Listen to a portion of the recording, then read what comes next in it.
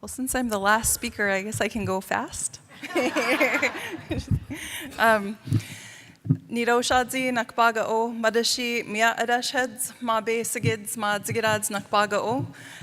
Thank you for inviting me into your homelands. Thank you to the committee and the organizers for inviting me to share this space with you. Thank you to the panelists for being here. There's so many parallels that I can hear just from hearing your stories, so it's quite an honor to stand here before you today.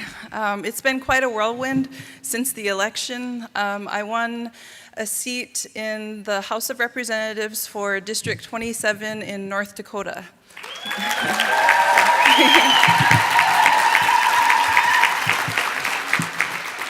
Thank you. And so it wasn't an easy feat. It was a long, daunting task, but I hit the pavement, as they say, with my feet. I knocked as many doors as I could.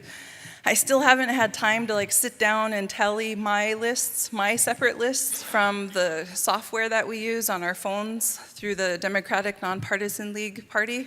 So I know for sure that I've knocked between 6,500 and 7,000 doors total.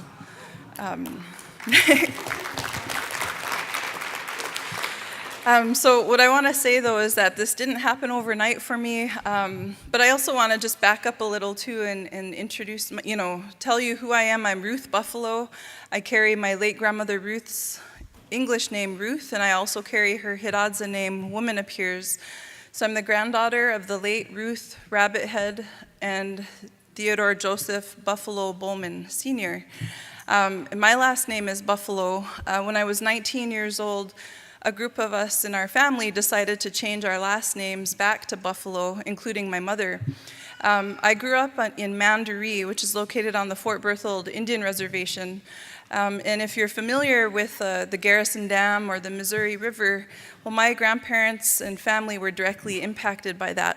94% of our agricultural land is currently still underwater. And so for the flooding of our agricultural lands to make the Garrison Dam, it disenfranchised our communities from being one centralized, thriving community once again to spreading us into 6 small, desolate communities. Many people at that time, this was in the early 1950s, many people moved away to big cities, Chicago, LA, but my grandparents fought to stay. And so the area that they relocated to, there's this 1-bedroom house that's still standing there to this day. And my grandma Ruth took care of her dad, my great-grandpa, Stephen. He lived in a small cabin next to them, but he was very, very elderly at the time, so he would spend the rest of his days going from one tallest peak to the other, just staring out at the water where Elbow Woods used to be. And so to this day, there's indentions in the ground, and so that's where I like to go to get rejuvenated and find my strength is back home where I grew up. But also that area, knowing the history, and I didn't get to meet my grandparents. They passed away a year and 6 months before I was born, but I take my children there, and that's the important thing that I want to carry forward, is making sure that my children are rooted in who we are as people, and so they can understand where we came from, the struggles that we have overcome, and that one day they can supersede us in what we've accomplished today. So I just want to acknowledge my grandparents and my children. I'm a mom, I have 4 children, and so I just want to, if we could, acknowledge them and give them a round of applause this time.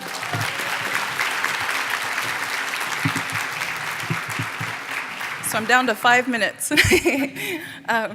So I also just want to mention, Mandaree, growing up there, I didn't realize that we were from a low-income family. I didn't realize, at times, I realized, I did have only one parent in our household, but how our community was set up is that we have clanship systems that are relatives that are not related to us through blood. And I, looking back, saw the systems in place by my mother, my grandparents.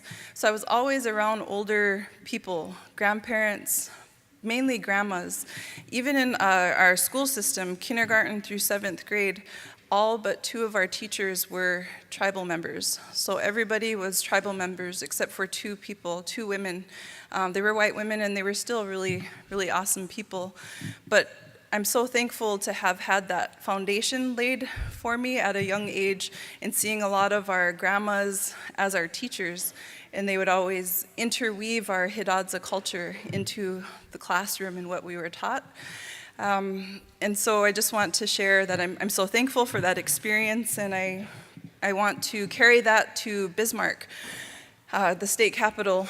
In North Dakota is a little different in that we don't meet every year. So this is a 4-year term that I'll be serving, but our session meets every other year.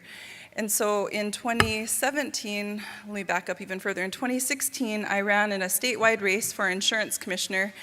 Unsuccessfully, but I learned so much. At that time, there were 3 of us Native Americans who ran in a statewide race, and they said we made history because that was the first time that had ever happened, not only in North Dakota, but across the United States.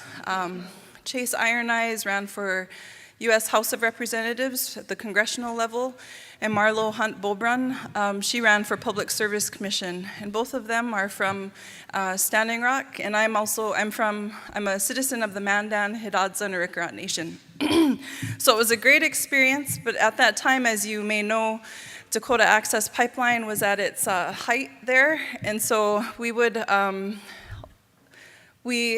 offer support to people at the camps there. A lot of us felt a pull to that area because, on the Missouri River, if you're familiar with the landscape, my homelands were up and down the Missouri River originally. And so to be back in Bismarck today is also, as one of my sisters said this week, is that we're reclaiming our homelands, our original homelands. Even though I'm currently, my hometown of Mandaree is further north on the Missouri River. If you know the history, Bismarck-Mandan area is still our original homelands of the Mandan and Hidatsa people. And so further south into Standing Rock, I kind of feel like I'm giving a little history here. A lot of our burial sites are located in the area of present-day Standing Rock. So we have a lot of ties there. But fast forwarding to the Bismarck State Capitol in the legislative session of 2017, we found ourselves there in the Capitol a lot, testifying against a lot of bills that came out that were attacking our human rights, our treaty rights. I remember being at the Capitol. It was my 4th time testifying against bills. And I remember looking out the window and the snow had just started to come down. And it just looked so peaceful and serene outside. But inside, legislators were proposing a bill to have the state of North Dakota run casinos. So there were a lot of twists and turns at that time in our home state of North Dakota. But I remember in that moment standing there thinking, getting teary-eyed, thinking, how many times do we have to come to this Capitol and let them know and testify and let them know that we are human beings? And we kept thinking, well, we'll continue to come here and testify. As a community member at that time, I was able to, and it's weird to say I, because we're always operating in a collective, but at that time, it just started from a conversation through social media. I posed a question on my Facebook, and I asked, what do you think of implementing a cultural competency bill at the legislative level? And there was so much good discussion and dialogue that happened there, so I reached out to a lady who I consider to be very, very smarter than myself. I carry Bachelor's of Science in Criminal Justice and 3 master's degrees in Management, Business Administration, and Public Health. So my colleague, who has a doctorate in communication, I reached out to her, bounced the idea off of her. She loved it. She said, let's move forward. So I reached out to the only, at that time, Native American senator in the North Dakota legislature, Richard Marcelese, who is from the Turtle Mountain Band of Chippewa. Reached out to him, gave him an idea. He said, sure, send me a draft. So we sent him a draft, and he loved it. And so from there, it just walked through the 5-step process.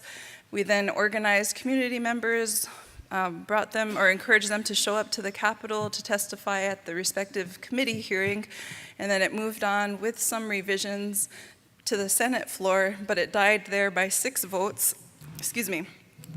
And so I just happened to be in the Capitol building that day when they were reading the cultural competency bill on the floor. And this bill was not only for Indigenous people, it was for all people. And it would have required legislators to take 4 hours of cultural competency at the beginning of their session during your orientation and training. But it died by 6 votes, and I remember sitting up in the balcony area listening to the guy reading the bill, and he stuttered.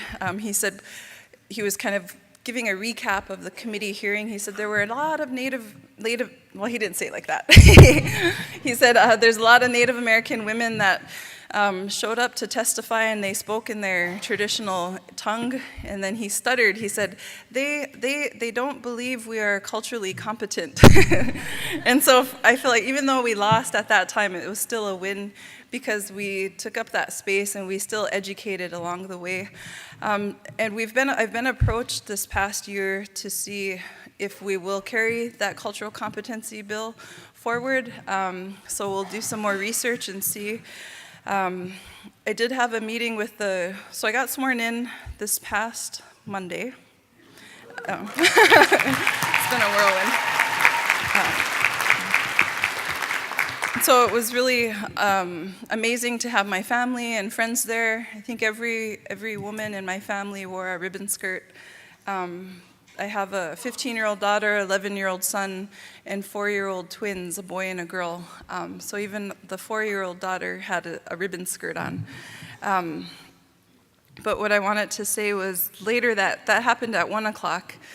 And then at 3 p.m. we had a scheduled meeting to meet with the Attorney General to kind of pick his brain and see what the possibilities would be to include a statewide Savannah's Act. Some of the Savannah's Act that's issued at the federal level and has revisions to include tribal, state, county, but in the state we wanted to see if there's some possibilities there. They seem pretty on board with this idea, and a little background there is I'm from the western side of the state in Mandaree. That's where I grew up on the Fort Berthold Reservation, but I currently live in Fargo. I stayed there after I finished getting my 3rd master's degree in public health. So we've been back in the area of Fargo since 2014. And then that spring of 2014, I did a legislative internship underneath Representative Ponkawee Victors. But in the fall of 2017, we found ourselves searching for Savannah. Around that time, it was my birthday weekend, and my mom had took the kids, the 2 smaller ones, the twins, back home to Mandaree to let us kind of have a birthday weekend. We were going to go to Shakopee and watch the horse races, but we had this happening in our backyard, so to speak, where there was a young Indigenous woman who was 8 months pregnant and she was missing. And her parents are from her mom is Spirit Lake and her dad is Turtle Mountain. And so we found ourselves searching for her. We started searching that Thursday, Friday, Saturday. Finally, Saturday night, we were way out in the country there in Minnesota, and the people at the headquarters kept calling me, and there were women from Turtle Mountain, elderly women, and they said, when are you going to be back? When are you going to be back to the headquarters? And I said, probably maybe another half hour. And they kept periodically texting. Finally, I was like, am I in trouble? Are we not supposed to be this far out? But got back, they said, we want you to lead the search on Sunday. And in my mind, I'm like, oh my gosh, like backpedaling, because I've never even searched before, been a part of a search, and then to let alone lead a search was really a huge ask. But I said, yes, I'll do it. And so they were giving me instructions, giving me the rundown, gave me the big map, and then that was it for that night. So that next day, Sunday, also happened to be my birthday, and my husband drove me there, and it was just kind of a heavy feeling that day, August 27th. My husband grabbed some sage, and he went by a tree, and he started smudging, and then everybody was getting really choked up. So it was a really tough thing to witness in our community. And so at the time, I was a member of the Fargo Native American Commission. And so in September, when we met for our first meeting, we had proposed the idea to start a task force. So our task force has been meeting ever since last September to raise awareness.